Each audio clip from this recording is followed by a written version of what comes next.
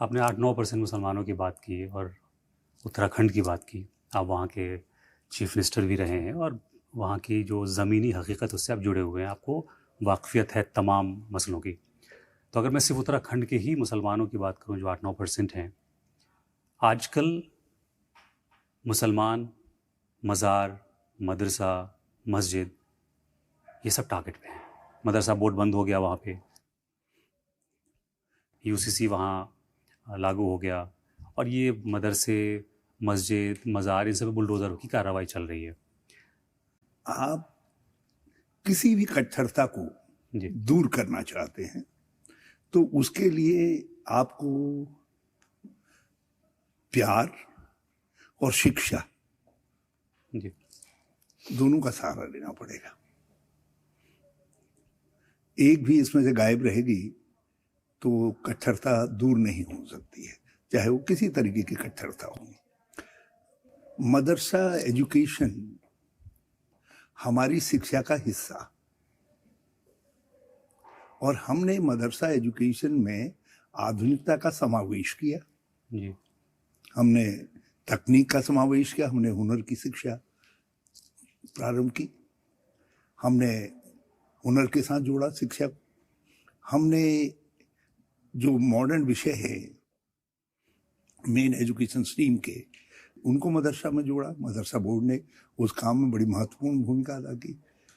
और जनता का पैसा लग रहा है, आपके ऊपर अपने लोगों को जो शिक्षित करने का खर्चा है उसको यदि कोई समाज बांट रहा है तो आपको उसमें ऐतराज क्या होना चाहिए। यदि कोई मदरसा आधुनिक शिक्षा देने से इनकार कर दे और हुनर की तालीम को देने से इनकार कर दे, उसके लिए आपके पास दूसरे बहुत सारे तरीके हैं। मगर फिर भी आज जो देश के अंदर वातावरण बना दिया गया है, इतनी संवेदनशीलता पैदा कर दी गई है कि आप कुछ भी यदि इन विषयों पर सही बात, सही दृष्टि रखिए तो आपको जो है मुस्लिम परस्त या क्या क्या चीजें कह दी जाएंगी। देखिए और बीजेपी जो है, सत्यता ये है कि राज्य के हित में है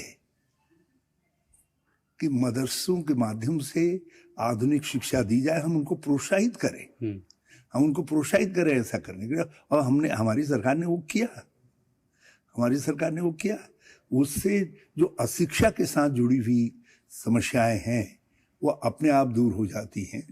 और लेकिन भाजपा जो है वो उनका इंटरेस्ट उन समस्याओं को दूर करने में नहीं है, वो तो उन समस्याओं को बड़ा चढ़ा करके पेश करके उसका राजनीतिक फायदा उठाना चाहते हैं। तो आपको लगता है कि जो बीजेपी का जो नैरेटिव है या उनकी जो मार्केटिंग है, कांग्रेस या तो उससे पार नहीं पा रही है या पहले ही हार मान ली थी उनके नैरेटिव और मार्केटिंग के आगे? नहीं, ऐसा कुछ नहीं है, ऐसा नहीं है। मगर क्योंकि भाजपा किसी भी स्तर तक जाकर के चीजों को उठाती है और नैरेटिव सेट करने का कोशिश करती है। जैसे उनको ये लगा कि अब हरीश रावत को झूठ बोल करके, तथाकथित मुसलमान परस्ती दिखा करके कि भाई जुम्मे की नमाज की छुट्टी कर दे। सारी दुनिया जानती है कि किसी को प्रार्थना करने के लिए छुट्टी नहीं दी जा सकती, संविधान इजाजत नहीं देता है। हिंदू को गीता पढ़ने के लिए नहीं देगा, या ईसाई को बाइबल पढ़ने के लिए नहीं देगा, या मुसलमान को नमाज पढ़ने के लिए नहीं देगा। वो तो ये हो सकता है कि मुसलमानों की ईद की छुट्टी कर दे, ईस्टर की छुट्टी की जा सकती है, शिवरात्रि की छुट्टी की जा सकती है, लेकिन जो है उसकी प्रार्थना करने के लिए आपको छुट्टी नहीं दी जा सकती है। संवैधानिक रोक है उस मामले में। मगर भाजपा जो है उस झूठ को बोल करके हरीश रावत पर थोप देती है। चुनाव में फंसे हैं, एक दिन अचानक प्रधानमंत्री जी से लेकर के जितने भाजपा के आदरणीय सबके श्री मुख से निकलता है कि हरीश रावत ने कह दिया है कि मुस्लिम यूनिवर्सिटी, हम सत्ता में आएंगे मुस्लिम यूनिवर्सिटी बनाएंगे। अरे भाई, भारत का संविधान अब धर्म के आधार पर कोई यूनिवर्सिटी और संस्था बनाने की इजाजत नहीं देता है। आज़ादी से पहले मुस्लिम यूनिवर्सिटी भी बनी, हिंदू यूनिवर्सिटी भी बनी, लेकिन आज़ादी के बाद उसमें रोक है। लेकिन भाजपा के नेतागण, यहाँ तक कि प्रधानमंत्री जी कहते हैं कि भाई मैं तो तुमको सस्ता गेहूं चावल दे रहा हूँ, हरीश रावत तुमको मुस्लिम यूनिवर्सिटी दे रहा है, दोनों में से छांटो, क्या क्या छांटना है। लेकिन देखिए, ऐसा झूठ जिस झूठ के पाँव ही नहीं है कतई। बट सिर्फ 1 साल है आपके पास, अगले साल इलेक्शन है। कह रहा हूँ, आपके उन्होंने नया झूठ गढ़ लिया जी। आपके जो है मुझको पाकिस्तानी स्पाई बता दिया, मैं जासूसी कर रहा हूँ, पाकिस्तान को मैसेज भेज रहा हूँ, मुझको पकड़ा जा रहा है, और मैं राहुल गांधी जी का नाम ले रहा हूँ तो मुझको गोली से उड़ा दिया जा रहा है। तो मतलब आप किस सीमा तक जा रहे हैं नैरेटिव सेट करने के लिए, तथाकथित मुस्लिम तुष्टीकरण का नैरेटिव सेट करने के लिए जी। तो ये भाजपा की कुत्सित घटिया सोच और मानसिकता है। लेकिन इसका मसला ये है, लेकिन ऐसी चीजें, मैं नायक साहब एक बात कहना चाहता हूं, मुल्क के जीवन में 5 साल 10 साल का कोई बड़ा महत्व नहीं होता है, लेकिन महत्व होता भी है, नहीं भी होता है।